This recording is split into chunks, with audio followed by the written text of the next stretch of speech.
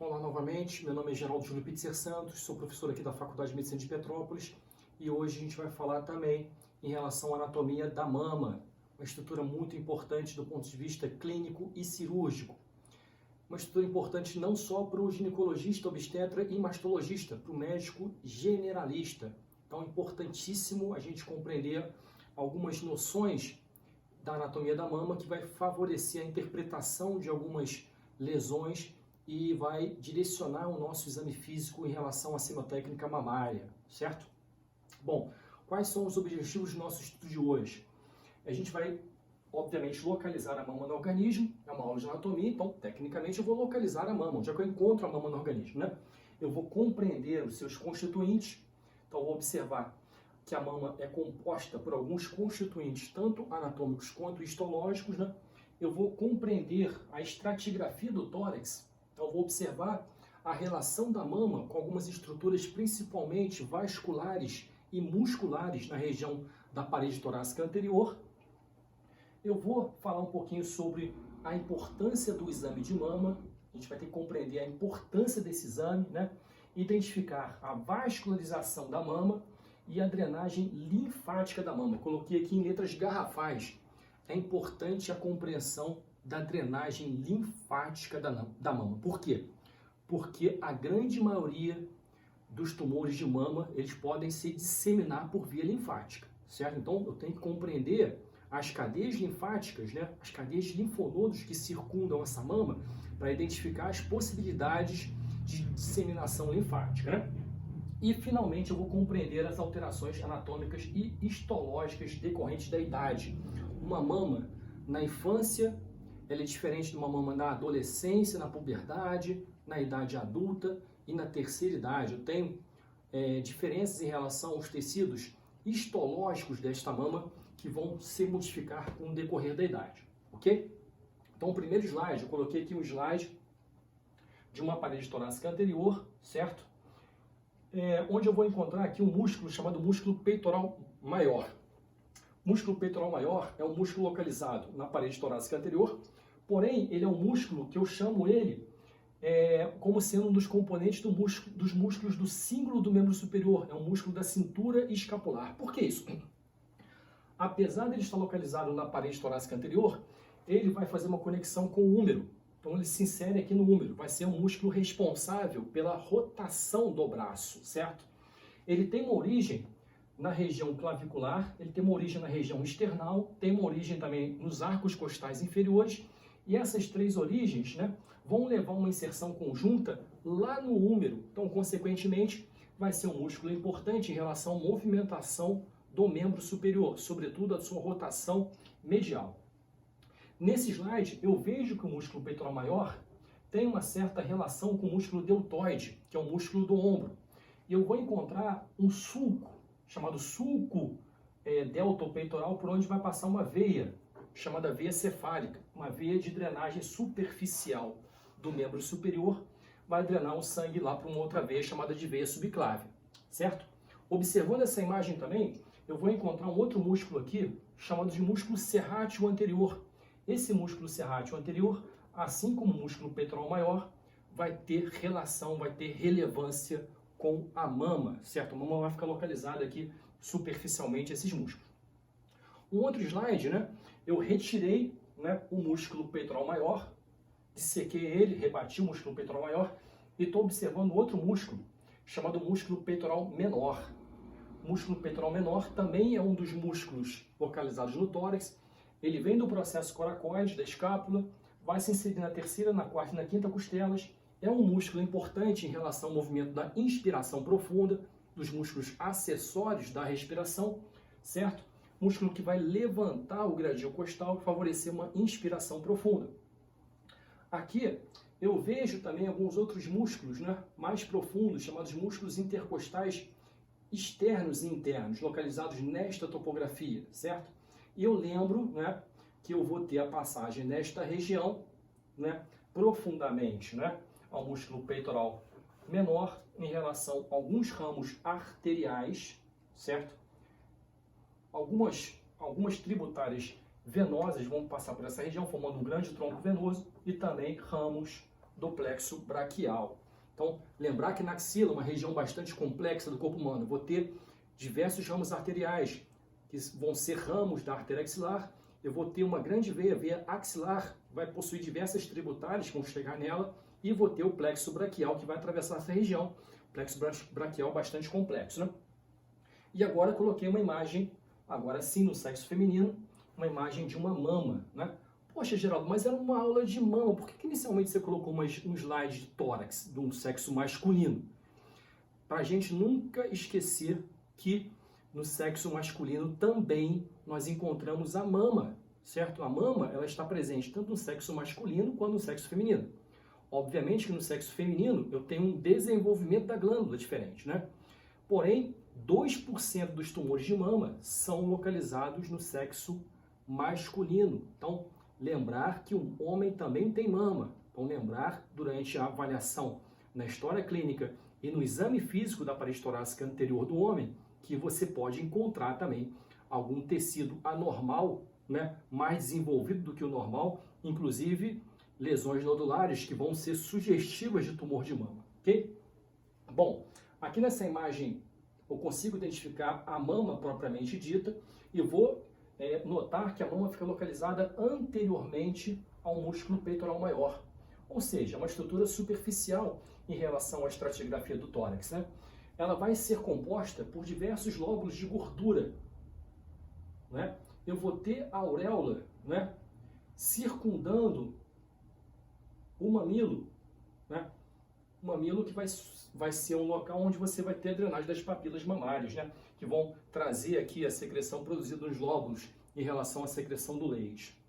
Observem que inferiormente eu tenho o músculo serrátil anterior, eu tenho algumas fibras do músculo serrátil anterior que vão entrar em contato com a glândula mamária, com o tecido mamário, certo?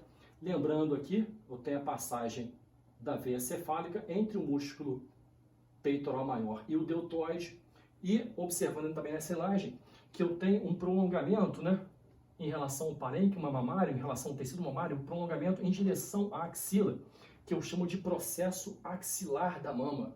Então, lembrar durante o exame da mama que eu tenho que também examinar esse prolongamento axilar, já que eu tenho muitos tumores que se originam nesta região. Então, lembrar que a mama se projeta em direção à região axilar. Uma outra imagem mostrando um corte sagital da parede torácica anterior, juntamente, né, com a cavidade torácica, aqui dentro com o pulmão.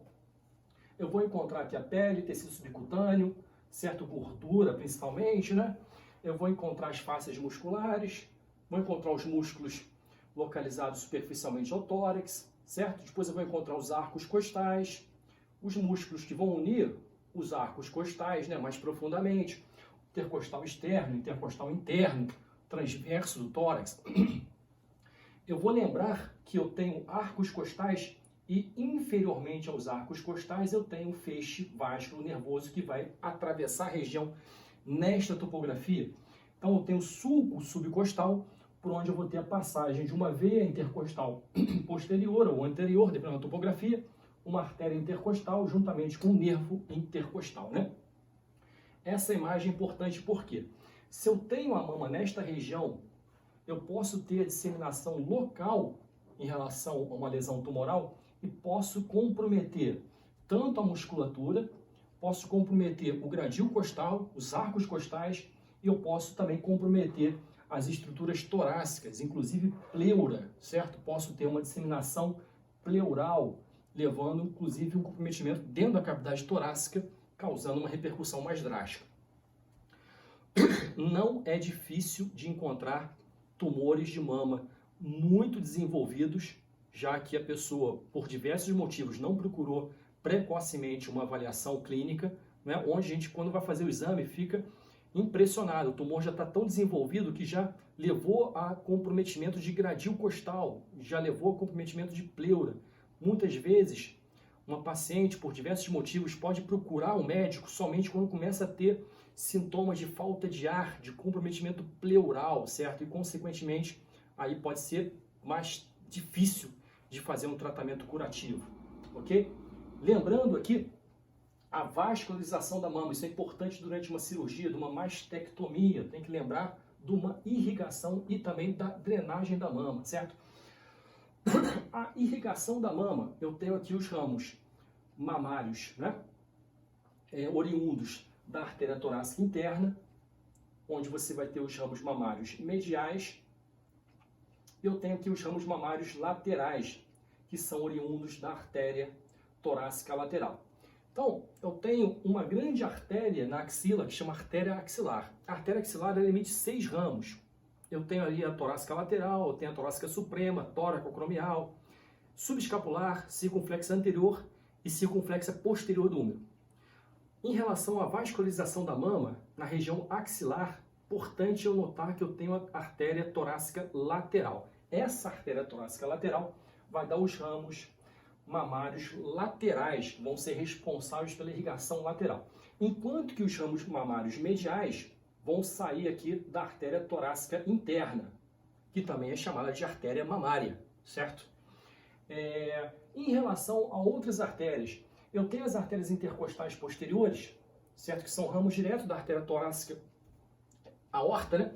E vão dar alguns ramos também mamários laterais que vão ser responsáveis pela irrigação da parte mais posterior e inferior superficial da mama, certo? Mas, tecnicamente, as duas artérias mais importantes seriam a artéria torácica lateral e a artéria torácica interna. Em relação à drenagem, a mesma coisa. Eu tenho a veia torácica lateral, que é uma tributária da veia subclávia, onde eu vou ter as veias mamárias laterais, e eu tenho a veia torácica interna, que vai receber as veias mamárias mediais, por sua vez, vão ser tributárias diretamente aqui da subclávia, ok? Em relação ao parênquima mamário, eu tenho, observando um corte, né, sagital da parede torácica, juntamente com a mama, eu vou notar que existe tecido glandular, certo? Ou seja, tecido rico em glândulas que vão produzir e vão secretar o leite. Eu tenho os ductos, né? Os ductos lactíferos, formando aqui uma união entre o tecido glandular e esses seios lactíferos, né? Esses seios lactíferos eles vão se convergindo e vão formar outros ductos, certo? E esses ductos vão drenar na região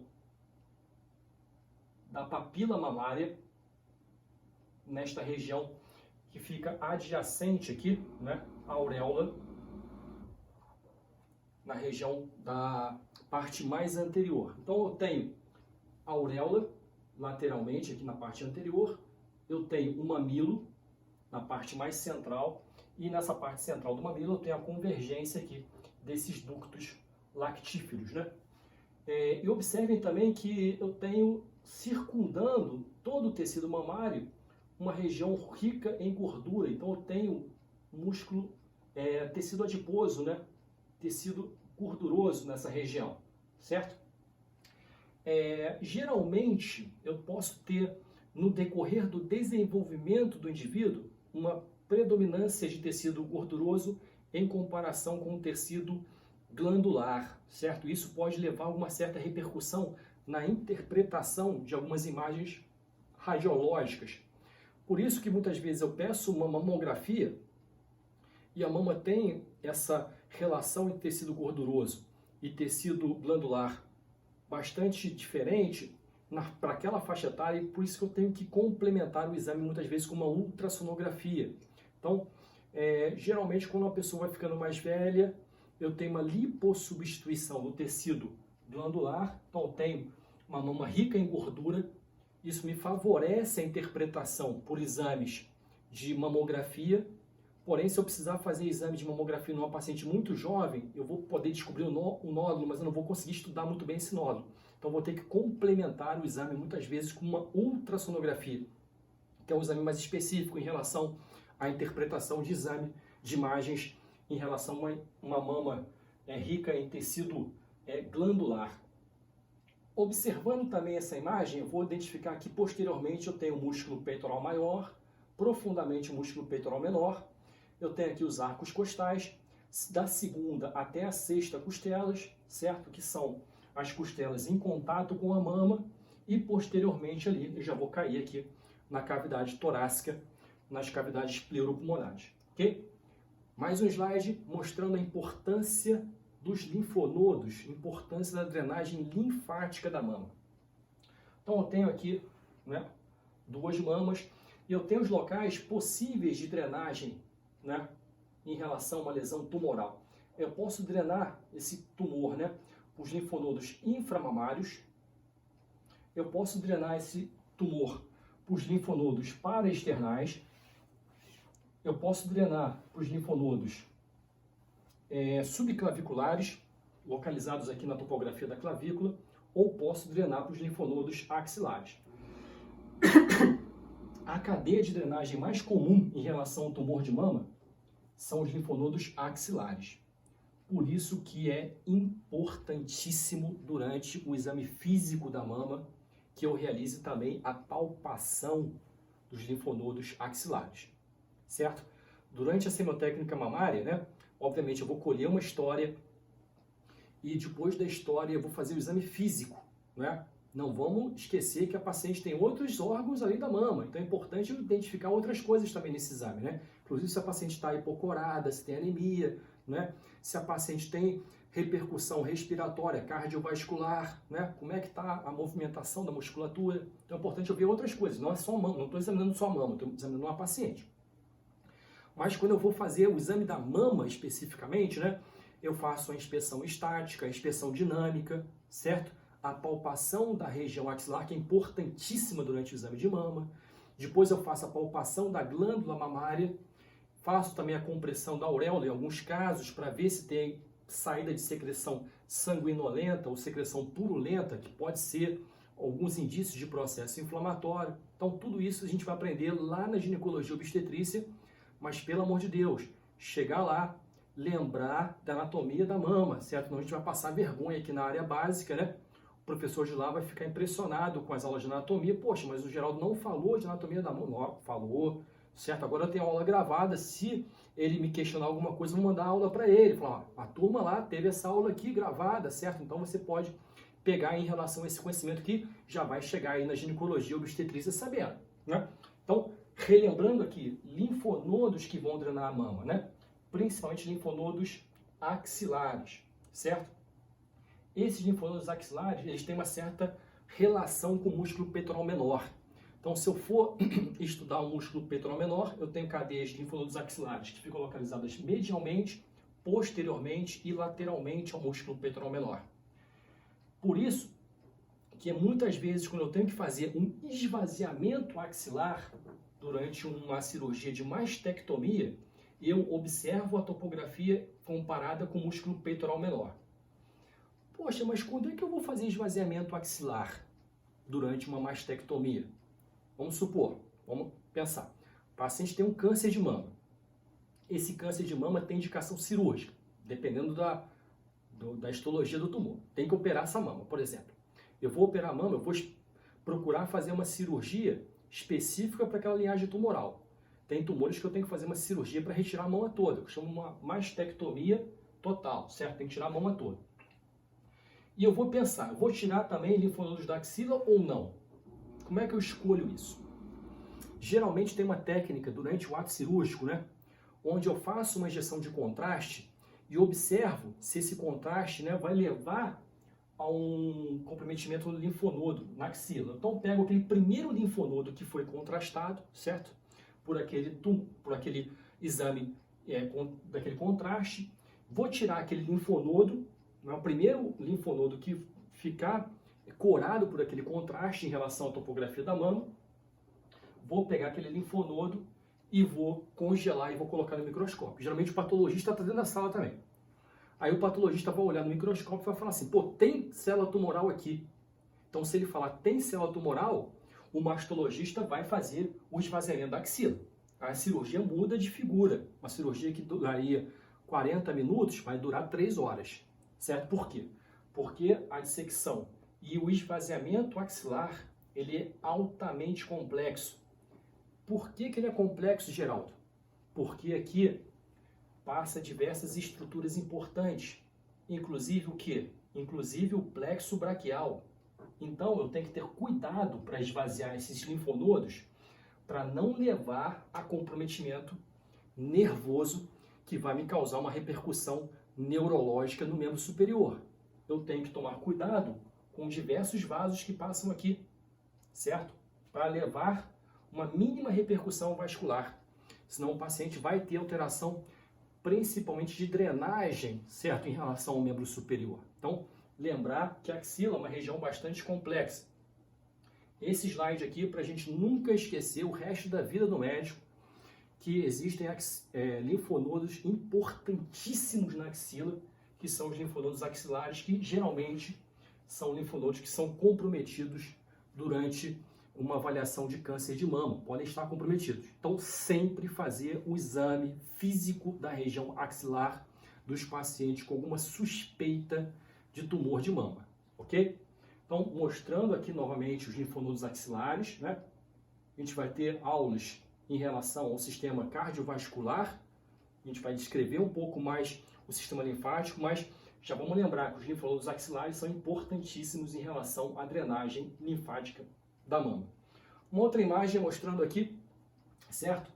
Em relação à topografia da mama, eu tenho a auréola, eu tenho o mamilo, certo? E esta topografia do mamilo, em relação à sua configuração, pode ser bastante variável. Eu posso ter mamilo invertido, que vai poder levar algumas certas repercussões, mas normalmente o mamilo ele está voltado para frente, certo? Favorecendo aqui uma anatomia normal da mama. Lembrar que eu tenho o processo axilar, uma parte da mama, do seu parênquima, do seu tecido voltado para a axila. Importante lembrar dessa região também para fazer o exame durante a palpação da glândula. E aqui nessa imagem eu mostrei aqui, certo? Uma papila, um mamilo acessório. Então eu encontro aqui um outro tecido, né? Em relação à mama, posso encontrar aqui um mamilo acessório. Isso aqui é muito frequente, né?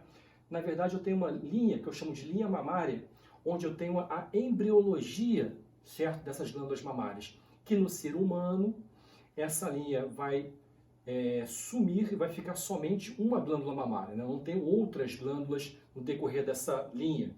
Em animais mamíferos diferentes do ser humano, eu tenho a presença de diversas mamas nesta linha, certo?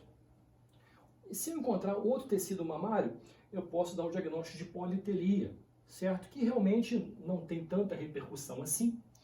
Realmente, quando causa um desconforto estético, eu posso fazer uma cirurgia para retirar esse tecido, certo? Inclusive, posso ter tumor de mama em mama supranumerária, certo? Mas, geralmente, pode até passar desapercebido. Muitas vezes a menina tem uma manchinha, certo? Localizada inferiormente à mama, ela acha que é uma mancha de nascença, que é um nevo, e quando passa para um exame físico, melhor fala, não, isso aqui é uma mama acessória, certo? Mas realmente, se não tem repercussão clínica, vida que segue. Se tiver uma repercussão estética, pode fazer uma cirurgia para retirar, ok? Grande abraço, até a próxima semana. Acho que fui bastante sucinto aqui. Vamos tentar lembrar quando chegar na ginecologia e obstetrícia em relação à anatomia da mama, que vai ser importante no exame físico de vocês. Um abração.